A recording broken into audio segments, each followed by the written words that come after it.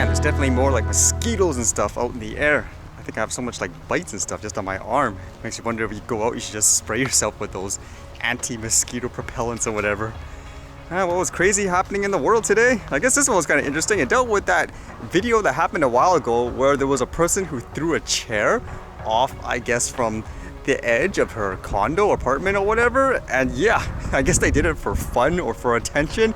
And that was really dangerous, as you can imagine, throwing a chair that high. So today it says here, Toronto chair girl sentenced to 2 years probation and $2,000 fine. A 20-year-old woman who tossed a chair off a downtown Toronto balcony over a busy highway last year has finally learned her legal fate. Marcella Zoya, dubbed Chair Girl, was sentenced to 2 years probation, a $2,000 fine, and 150 hours of community service during a hearing held via teleconference on Tuesday afternoon. Zoya committed to a very dangerous act, Justice Mara Green said in her decision. She did so for her own pleasure and vanity in the moment. It was a selfish act that could have led to disastrous results. It is only by sheer luck that someone was not hurt or killed.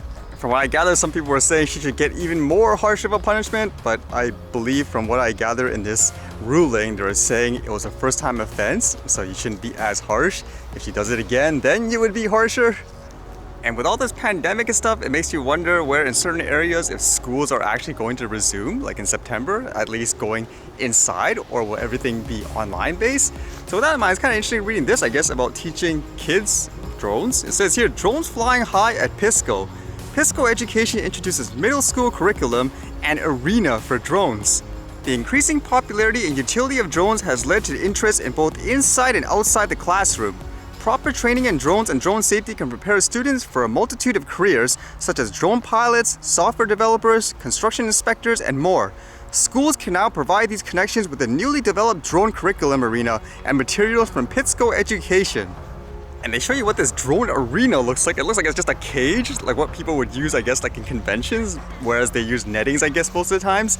Using drones in the classroom opens a new set of opportunities to make classes more relevant and engaging for students. And Pisco offers a variety of options to get teachers and students started with drones, from the Tello EDU, Drone 5 and 10 packs to a drone arena and drone competition curriculum. So that's kind of interesting. They're using Tello drones for this? Is it really necessary to have like a caged environment with a Tello drone in the classroom? I'm just thinking. I guess it's better safe than sorry, but yeah, wouldn't it just be better just to go to like a gymnasium or something like that and fly the drone? From the sounds of it, they're basically trying to use competition aspects, kind of like, I guess, like a drone racing game or something like that, as a way to encourage, I suppose, people to learn this.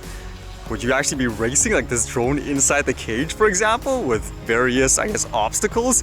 Wouldn't it be better to use FPV in that case? It kind of reminds me, remember when I did the flight review with the Canadian Armed Forces individual, and essentially he wanted to introduce drones to his cadets because they were really excited about the tech. So yeah, I guess that is a great way to get people involved in things like this, which is going to be the future. Wouldn't that be a fun class? Okay, today's lesson, let's try like a drone swarm.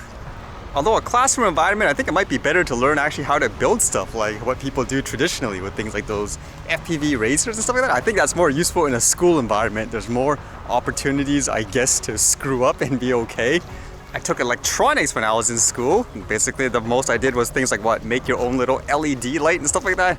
I think I forgot everything already. What is this, like Ohm's law and so forth? Like you did do soldering and all that, but if you don't do it like often, then you won't really remember it. If you were a school, would you think this would be a good way to teach kids? Or would you just do it, again, build something and go out to like the field or something like that in school and then start practicing? Then again, you'll have to deal with things like regulations. If they say, oh, that's it, this is illegal now for your school to do that. Which brings up the point again, it doesn't make sense in many ways.